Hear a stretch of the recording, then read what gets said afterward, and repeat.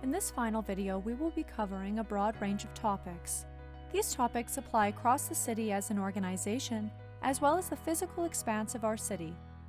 Our city-wide section gives direction for how we conduct ourselves as a city to fulfill our commitment to the Community Direction Statement and Plan pillars, how we work together with our neighbors and regional and provincial agencies, how we engage our residents and incorporate their feedback into the decision-making processes, how we prepare for emergencies to ensure the safety of our community, how we manage our land, how we remain inclusive, and how we protect our environment.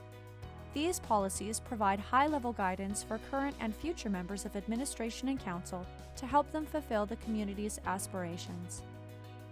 The economic development section links to key areas of the growth strategy, including downtown and the major employment lands. Downtown-specific policies are addressed in its own section and covered in neighborhood presentation.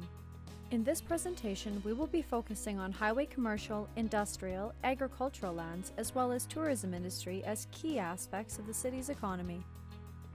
Our highway commercial provides convenient services for residents and people traveling through our community. Ensuring their viability and efficient use of land can maximize these developments' contribution to our tax base, meaning they will serve residents in other ways. The proposed policies for this area embrace and build upon the distinct function these developments serve, so it can continue to offer a complementary retail environment to downtown. The city's economic strength has always been tied to our major employment lands. These are the economic engine of our community and drive our growth. As discussed in the growth strategy video, these lands provide an opportunity for economic growth. We will continue to support our existing industries as well as diversification to support our resiliency through economic cycles. Our region has competitive advantages in agribusiness, advanced manufacturing, energy, and health sciences. We have opportunities in these industries. We also have domestic production opportunities where the materials or waste produced in the industrial heartland are used in production, or where equipment and technology that the heartland needs is produced locally. These policies are structured to fulfill our aspirations of growth strategy through creating a flexible framework that can foster innovation and be adaptive to the economy of the future. New policy area for this MDP is agriculture. With the city's 2020 annexation, we obtain new agricultural lands, and while they will eventually serve our future growth needs, it is essential to provide these operations clear expectations regarding development timing. Knowing the timing of urban development is important for the continuation of responsible agricultural practices and investment. There are also new opportunities in the expanding sector of value-added agribusiness and innovative commercial food production. Edmonton Global has identified that our region has a competitive advantage and opportunities in this area. The MDP recognizes the city's history and proximity to the River Valley and the opportunity they create to grow our tourism sector. Our cultural and recreational facilities, along with our community events and festivals, serve our residents well, supporting an attractive place to live and provides draws into our community for visitors. Leveraging these assets can mean more spending from outside our community happening in our community. Knowing what we have to offer and focusing on how we can capitalize on those assets will create more opportunities in our community. Infrastructure and servicing is about how we serve our residents both physically and in the long term financially. Infrastructure is the medium through which we are able to deliver our services. It is a significant investment, liability, and commitment for municipalities. Everything has a life cycle, infrastructure included, and how we develop our city can influence the cost of infrastructure maintenance, replacement, and the tax base that supports it. Efficient development means land well utilized, reducing distances for linear infrastructure and increasing the tax base through appropriate land use and density allocation.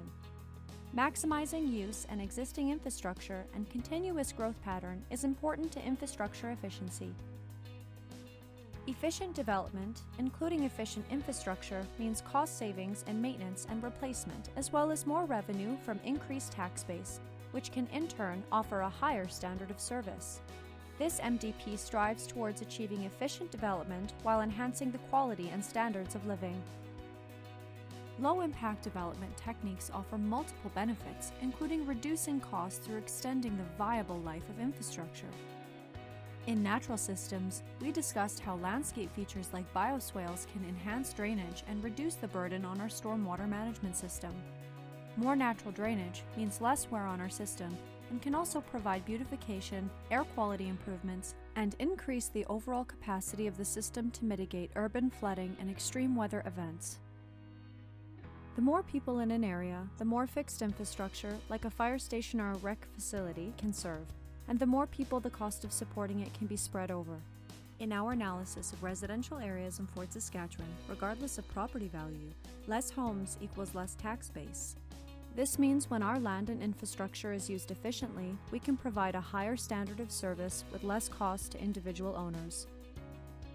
The growth management section is focused on ensuring our lower-order planning documents such as ASPs, master plans, and outline plans clearly articulate the community's expectations for the quality of development on new lands.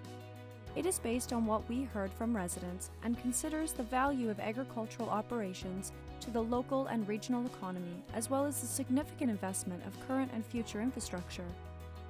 Growth into new lands will enhance the quality of our community, not detract from it. Fort Saskatchewan will be proactive in its planning to ensure future development meets our community's expectations and that the cost of growth is outpaced by the value added to the community, that it supports the full cycle and cost it requires and is not pulling resources from our existing neighborhoods for the sake of development. Fort Saskatchewan will grow responsibly into a community of 50,000 residents over time and do so in a way that preserves what residents love about our community. Thank you for viewing this video presentation.